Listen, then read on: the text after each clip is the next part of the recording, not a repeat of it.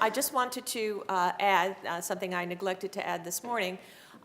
First of all, lunch is included in this conference. We'll be dining at a certain point in the Solomon Dining Room, where we'll enjoy a buffet lunch. So everyone is welcome to join us, the folks from ETS as well as our distinguished visitors. So, we can continue some of these conversations hopefully at lunchtime. But I also wanted to acknowledge the fact that none of this would have been possible, bringing in guest speakers and having such a nice setting and our meals and so on, without the very generous support of the Educational Testing Service and MHS Assessments, represented by our very own Sarah Respa here. They both contributed monetarily to this, which made it possible to have this conference. And I wanted to make sure that we acknowledge both organizations. I was also sort of disappointed when Randy brought up a league of their own. Who else thought he was going to say, there's no crying in baseball? Come on. Thank you. Thank you, David. Anyway, our next speaker is Michael Kane, who is the Messick Chair in Test Validity here at ETS. And he's going to be talking to us about validity theory. So, Michael. Oh, you brought your own water. Okay.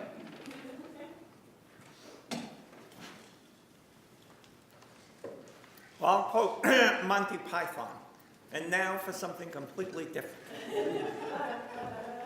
Da-da-da-da. I have too many slides for the length of my presentation, so I'm going to try to go quickly. I'm going to talk about 5 epochs. I had past and present. Randy was talking about the future. I'm talking more about the past.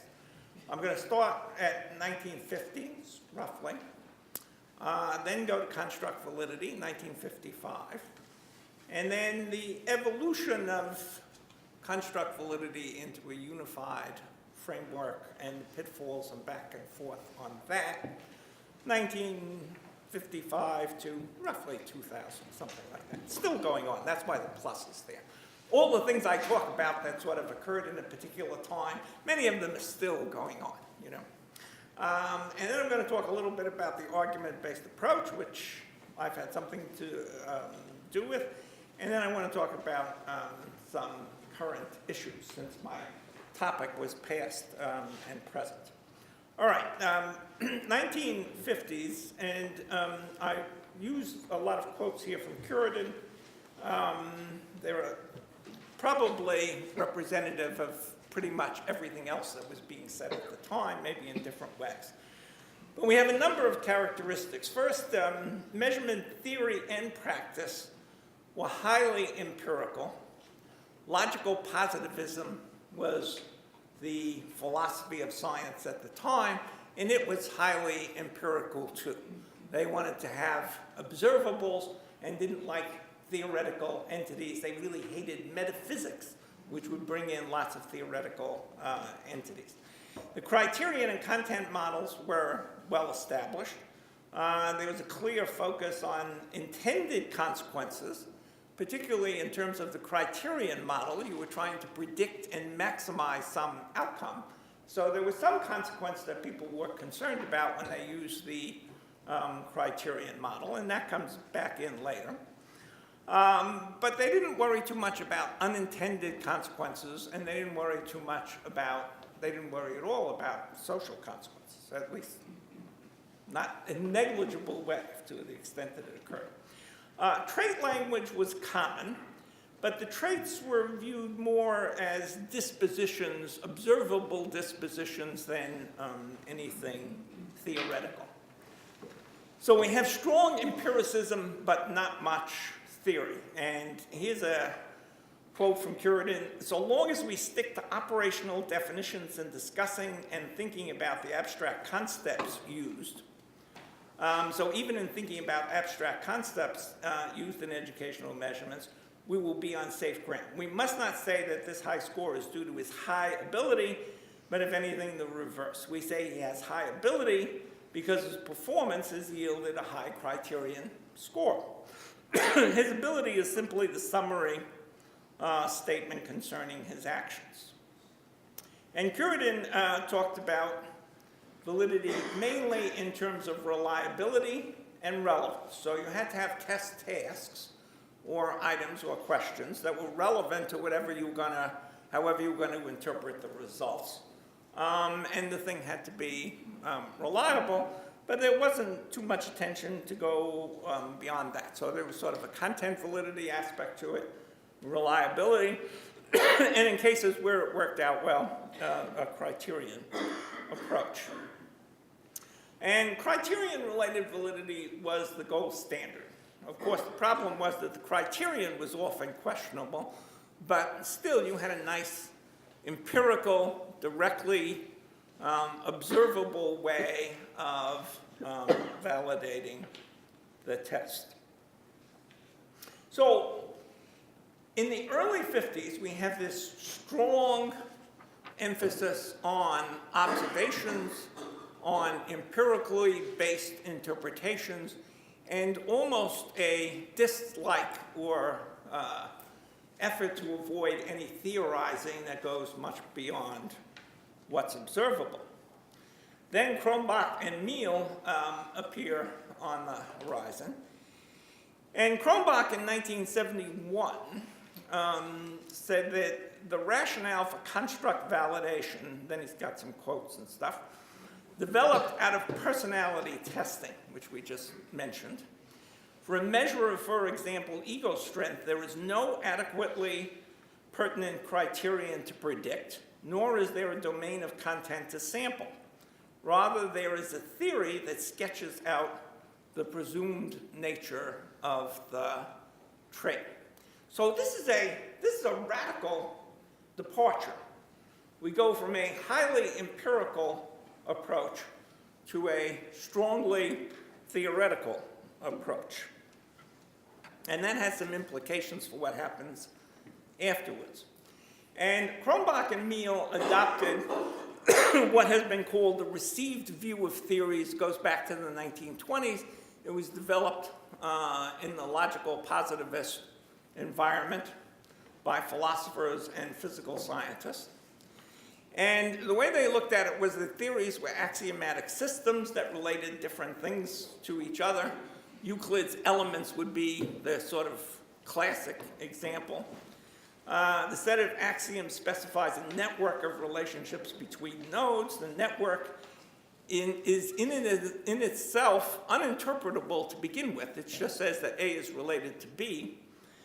But the network is interpreted by linking some nodes to observational variables, yielding a nomological network or theory.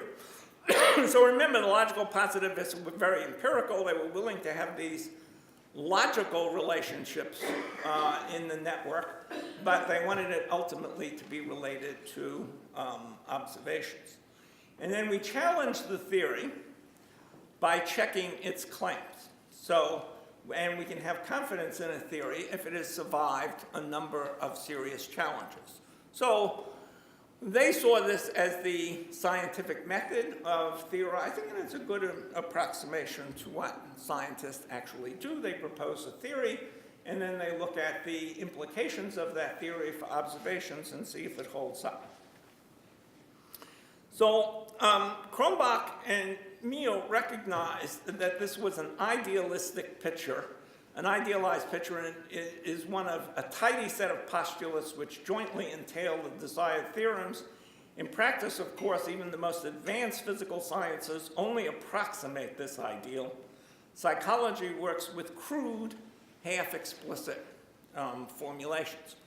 So this whole methodology depends on having a very well-articulated theory, and a fairly extensive theory, one that will generate predictions in different areas that can be observed and checked out, and we don't really have a lot of theories like that.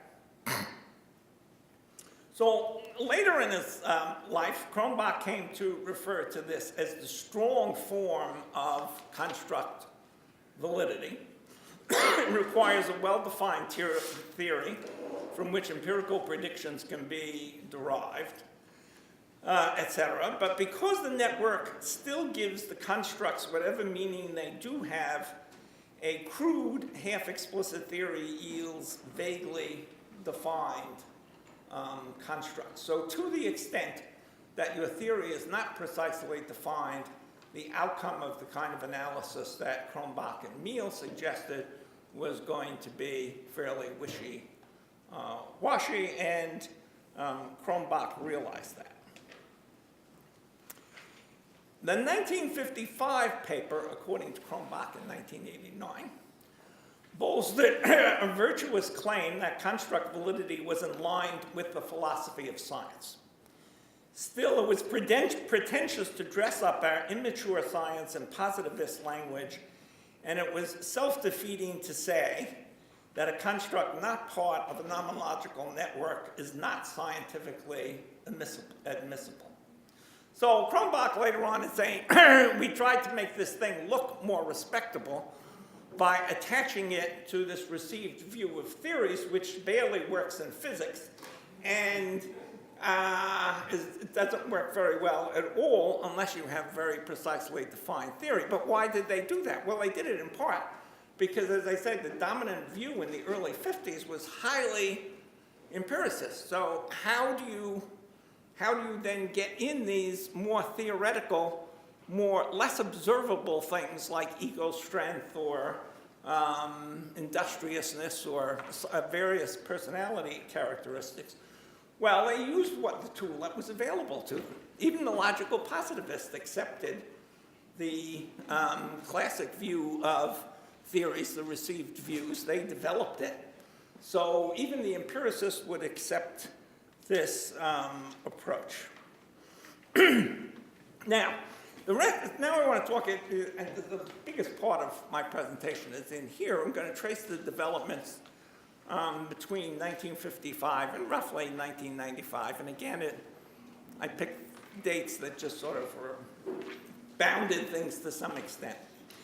And I'm going to suggest that there are two strands in what happened. After 1955, construct validity developed, I think, in two ways.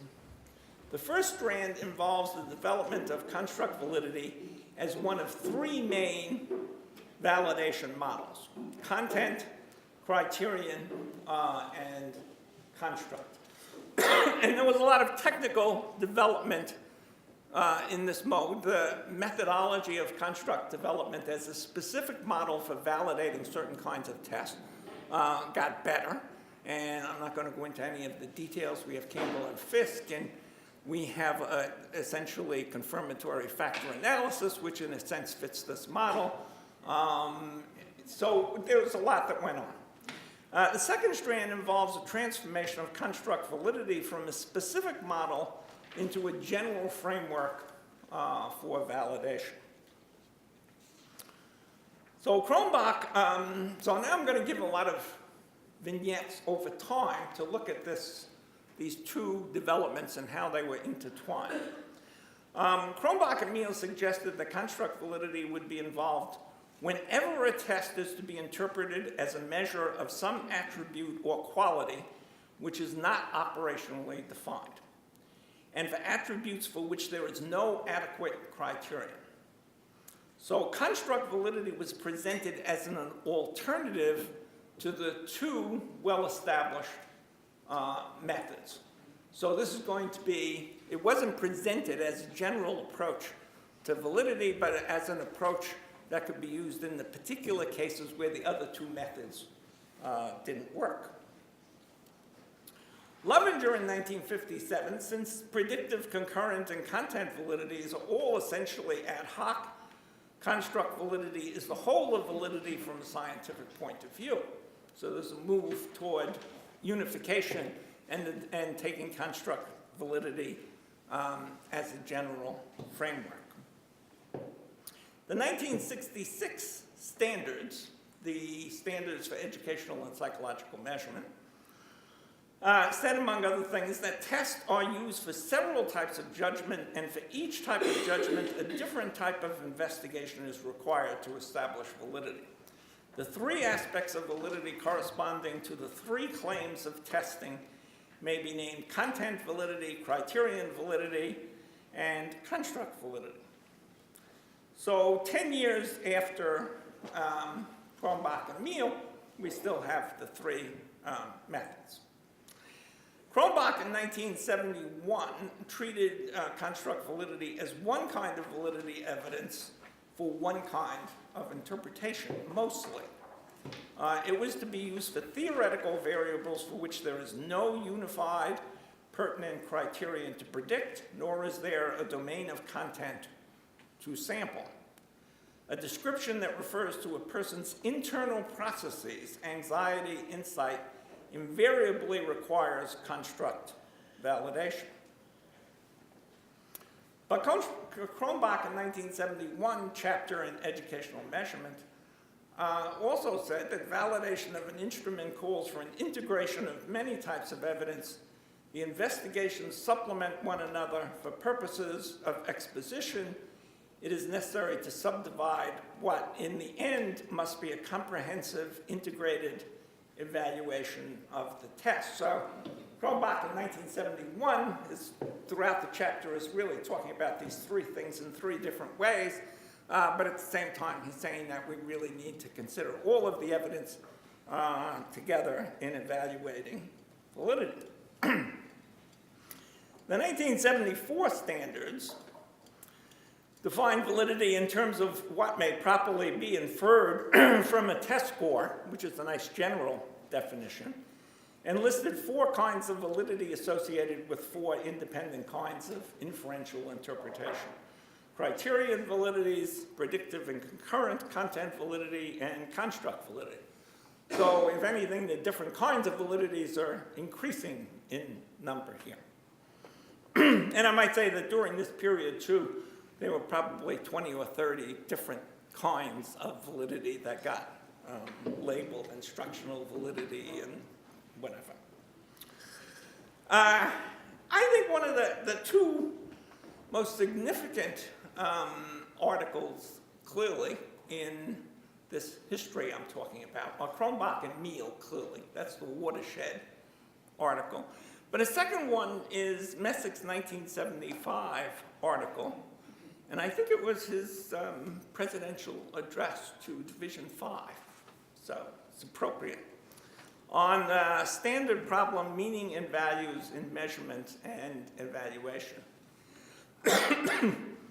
And he said, among other things, the problem of developing evidence to support an inferential leap from an observed consistency to a construct that accounts for that consistency is a generic concern of all science. So going back here to what Lovinger said, if you want to think about it from a scientific point of view, the construct approach is validity, and he references Lovinger. If repeated challenges from a variety of plausible rival hypotheses can be systematically discounted, then the original interpretation becomes more firmly grounded. So we have the received view of theories there being referenced. Kronbach also recognized that in order to evaluate an interpretation and use of scores, it's necessary to be clear about what the interpretation and use is, and about the meaning and values inherent in the interpretation. So this article really lays out a lot of what came after. That's why I think it is second only to Kronbach and Meal in terms of its influence on the development of validity theory. And he argued that meaning and values are intertwined, and that in evaluating a score, it's necessary to decide whether a test is good for some particular use, and then secondly, whether you actually want to use it for that reason, which echoes some of the things that Randy was talking about in terms of ethical consideration.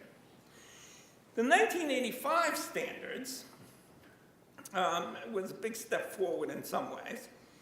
It treated validity explicitly as a unified concept. Although evidence may be accumulated in many ways, validity always refers to the degree to which that evidence supports the inferences that are made from the scores.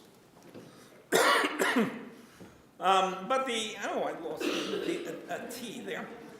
introductory material in the validity chapter included 6 sections: background, construct-related evidence, content-related evidence, criterion-related evidence, and then validity generalization and differential prediction.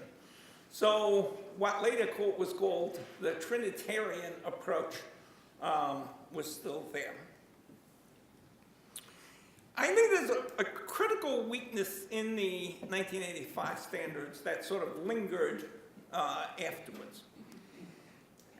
In talking about the kinds of evidence to be used, the standard said an ideal validation includes several types of evidence which span all three of the traditional categories. Other things being equal, more sources of evidence are better than fewer.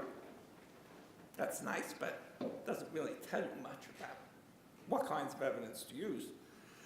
And professional judgment should guide the decisions regarding the forms of evidence that are most necessary and feasible in light of the intended uses of the test and any likely alternatives to testing.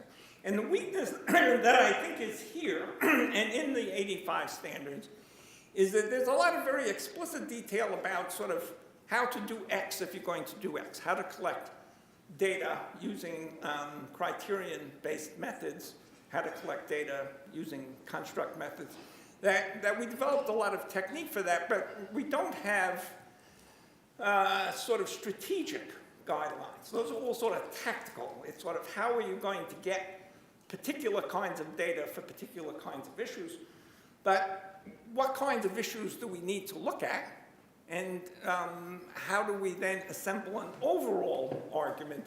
And standards don't really tell you very much about that. They sort of say use professional judgment, and in general, more data is better than less data. But not very helpful. By 1988, Kronbach said that the 30-year-old idea of three types of validity, separate but maybe equal, is an idea whose time has gone. Most validity theorists have been saying that content and criterion validity are no more than strands within a cable of validity argument. A favorable answer to one or two questions can fully support a test only when no one cares enough to raise further questions. Kronbach has a good way of sort of coming up with a pithy statement. Then we get Messick's 1989 chapter in educational measurement, in which, in many ways, the 1985 chapter elaborates on and develops and so on things that were sort of foreshadowed pretty clearly in the 1975 articles. So in one sense, it was less innovative than the 1975 article, but it developed the approach more fully. Some say too fully, but he really laid out everything he wanted to say about it. Oh, so he provides a nice definition. Says that validity is an integrated evaluative judgment of the degree to which empirical evidence and theoretical rationales support the adequacy and appropriateness of inferences and actions based on test scores or other modes of assessment. That's really a dense statement. It contains a lot. So it talks about that it's an integrated evaluative judgment. It's not going to be a number. It's not going to be a yes or no, but it's going to be an evaluative judgment which is going to sort of make a claim overall about how well the test is functioning. It's a matter of degree. It's not yes or no. It's adequacy and appropriateness, not accuracy or correctness. And it's of inferences and actions. So once you start focusing on actions, you necessarily start talking about the consequences, the outcomes of those actions. So we seem to be at unity at this point. Kronbach is saying that it's clearly we're unified. And Messick's chapter, the primary way he talks about things is validity in terms of a unified model based on construct validity ideas. But in 1992, Moore suggested, and I think correctly, that most of the popular measurement textbooks, like the 1985 standards, continue to organize presentations of validity around the three-part traditional framework of construct, content, and criterion-related evidence. So throughout this period, we have this move toward unification, in part because the theorists thought that we should just have a unified definition of validity. It shouldn't be a bunch of different things sort of put together. But the second was a more practical concern that people could cherry pick what kinds of evidence that they're going to provide in terms of what's easiest to get or easiest to analyze, et cetera. So sometimes in test manuals, you'll see a whole bunch of studies about reliability and very little about, and some about content validity and very little about anything else, even though they're making claims that would sort of require construct validity evidence because they're making claims about what's going on inside people's heads. But reliability evidence is easy to get for a program, especially if you're going to concentrate on coefficient alpha or some other measure of internal homogeneity. You get that routinely. And content validity is sort of also easy to get. You almost have to do that before you produce the test. So one of the concerns for Unity was that just sort of the aesthetics of it, the general idea that it should be a unified thing. And the second was this practical issue of picking what kinds of evidence you're going to talk about. And as I said before, the 1985 standards and the other things in the literature, I just picked that one because it was a nice statement, didn't really give you much guidance on how to collect data. So all validity is construct validity, it's often said, and I want to say, or is it? In a sense it is, and in a sense it isn't. Because we do have a unified framework based on construct validity, Messick, 1988 and 1989. But what's in there is not the strong form of content validity, of construct validity, that was spelled out in Cronbach and Meehl. Logical positivism is widely said to be dead. We're more interested in theory now, in the philosophy of science. And the received view has been seriously questioned. So the whole basis for Cronbach and Meehl 1955 is in a sense shaky, and this is reflected in Cronbach's subsequent statements where he sort of regretted dressing the thing up in terms of logical positivism. But as I said before, I think given the situation in 1955, they had to do that. That was really the only option. Something like that was what they had to do. So the two strands have yielded two versions of construct validity. We think about construct validity as a general framework for validity, but it's also one of the models in the Trinity.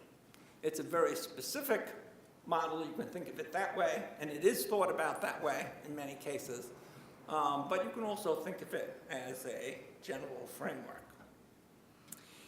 And within the general framework, I think there are three principles that have developed over time that were all sort of in the 1955 paper and have gotten better recognized over time. The first is that the proposed interpretation and use, the network defining the construct, should be specified before evaluating its validity. If you're going to validate an interpretation and use of scores, you should know pretty clearly what that interpretation and use is. And in my experience, we often don't.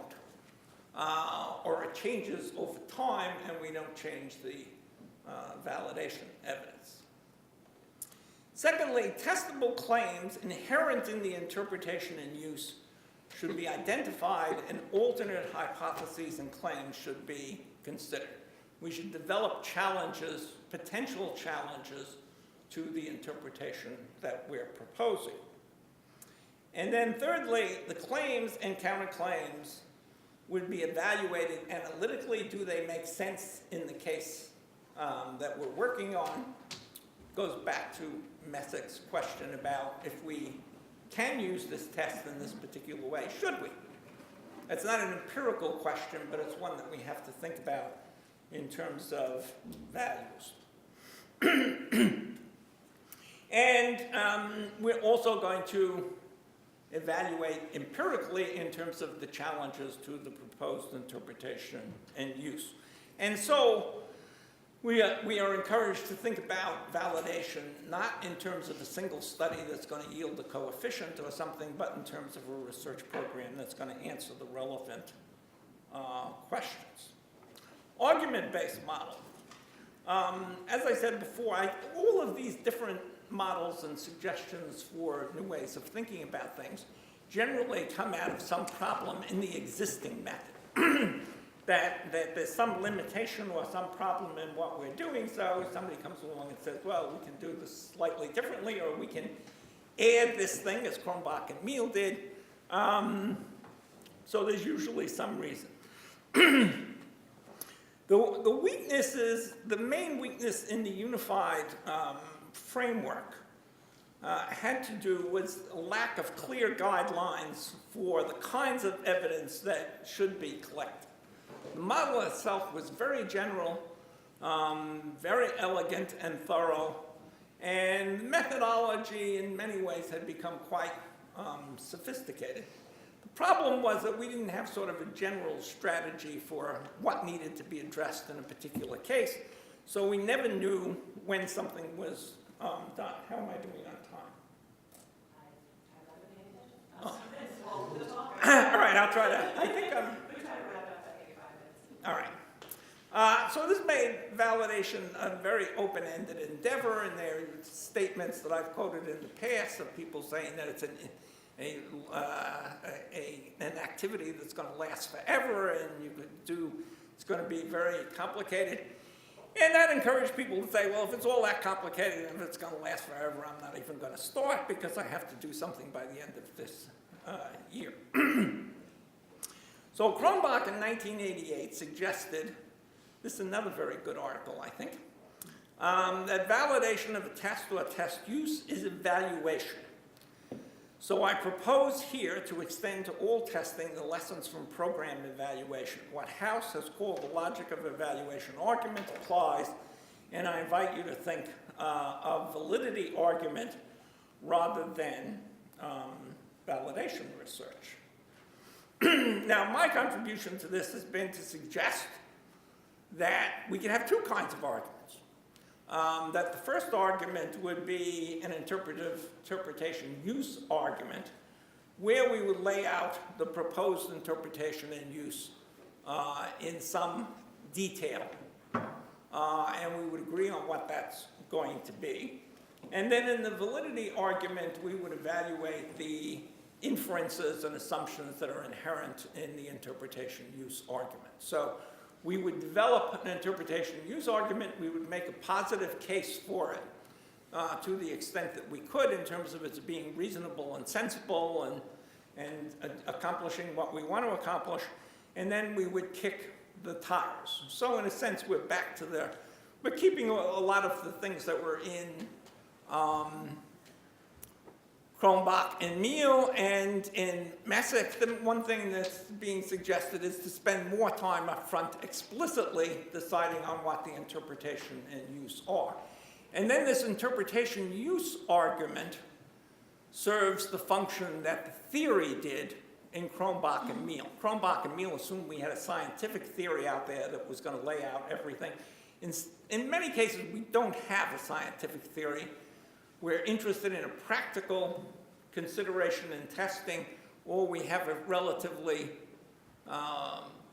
primitive theory to work with, but we can still say what it is that we're going to claim. Current issues. The role of consequences in validation is still debated. It's not universally accepted. I think the thrust is more to at least allow some kinds of consequences into the study of validity. The main limitation is social consequences, in that people in various testing situations don't want to take on dealing with all of the social implications of the test, and I see that as legitimate. But as I said earlier, going back to 1950, we had a strong concern in testing for the intended consequences.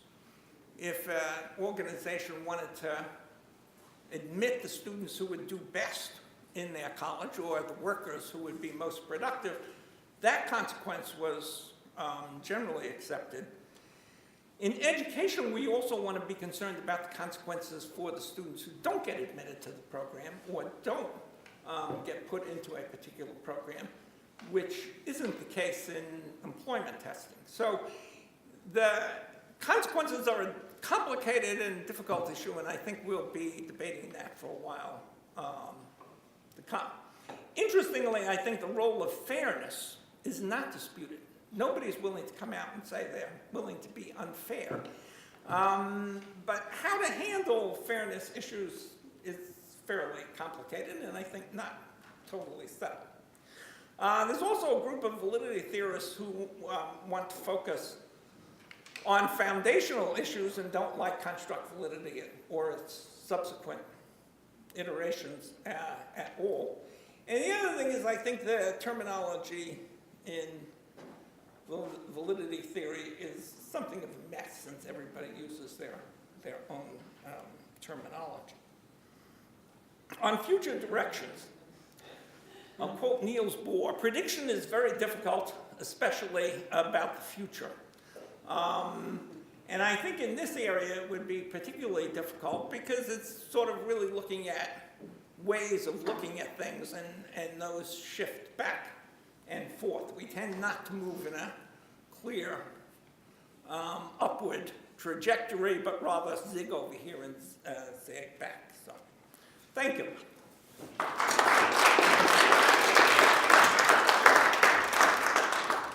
Questions for Michael? Alita? Thank you, Michael, for the overview. I was wondering what you think about the use of the word utility instead of consequences of validity. And definitely I'm sympathizing with the mess that we have here with technology. But in the circles that I'm operating now, many people talk about the utility, the validity of the utility of the instrument. What do you think about that? I don't have any problem with it. I mean, I think of utility. Utility has a formal theoretical meaning. I mean, there are theories of utility involving probabilities and positive and negative utilities, etc. I think consequences tend to be a bit broader, in that consequences, when you talk about that, you can begin to think about outcomes that aren't so quantifiable as the things in utility theory. But I think the two terms are really talking about the same thing. We have positive and negative utility. We have positive and negative consequences. And what we want is something that's going to either give us a net positive utility or net positive consequences. So I don't have any, I'd be comfortable with that terminology. The one thing about it, I think, is that the utility that terminology tends to be used by people who want to quantify and have quantitative models, whereas I think in some of the social consequences issues, it's sort of hard to do that. And therefore, maybe consequences are better. You know, this was a fun presentation. I was at Illinois in '71, getting some frame on these arguments at that time was really fun. So here's my tough question. You know, Kronbach, he still wrote generalizability out of the classical test theory model. but we're seeing these other approaches, validity generalization, meta-analytic approaches, and synthetic validity arguments. I wondered if you had some thoughts about where we're headed, and if you like, where we're headed on validity generalization arguments. Validity generalization in particular. I would say that's relatively stable right now. I think the general consensus would be that validity generalization is permissible and so a legitimate thing. If we didn't have that, we couldn't use criterion validity at all, because we at least want to generalize to the population next year. You know, if you do it for a particular job or a particular admission situation at a university in 2018, you want to be able to use that in 2019, or it's not going to be useful. We know what happened with the 2018 candidates by then. So some generalization is going to be clearly allowable, but I think that people have pushed more in the direction of saying that if you're going to do that, then the new job or admissions, validity generalization is used a lot in employment testing, so it's jobs, that the new job is like the 8 other jobs that we've already evaluated. And preferably that it shouldn't just be one other context that you have to look at, but multiple contexts. So I think that in the early days of we had a period when the argument was that every job is going to be unique. Giselle, was it, who said that these things don't generalize at all, and that was accepted for a while.